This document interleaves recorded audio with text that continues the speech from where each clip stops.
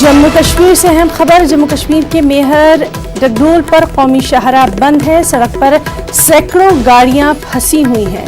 नाशी टनल के करीब ये गाड़ियां फंसी हैं। इनकी लंबी लंबी कतारें देखी जा रही हैं। दरअसल खित्ते में चट्टानें और मिट्टी के तोदे खिसकने की वजह से ये वाकया देखने में आ रहा है। जिला रामबन में भी लगातार बारिशों का सिलसिला जारी है।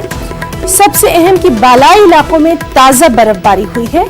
बारिश की वजह से ट्रैफिक बहाल करने का काम मुतासिर है। मशीनें चलाने में अमले को काफी दिक्कतों का सामना करना पड़ रहा है।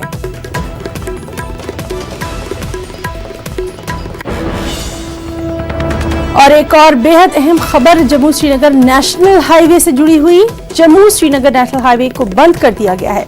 दरअसल जवाहर टनल और आसपास बारिश हुई है। खित्ते में ताजा बर्फबारी हुई है। इसी वजह से जम्मू श्रीनगर नेशनल हाईवे को बंद कर दिया गया है। तो बेहद अहम खबर, जम्मू श्रीनगर नेशनल हाईवे को बंद कर दिया गया है।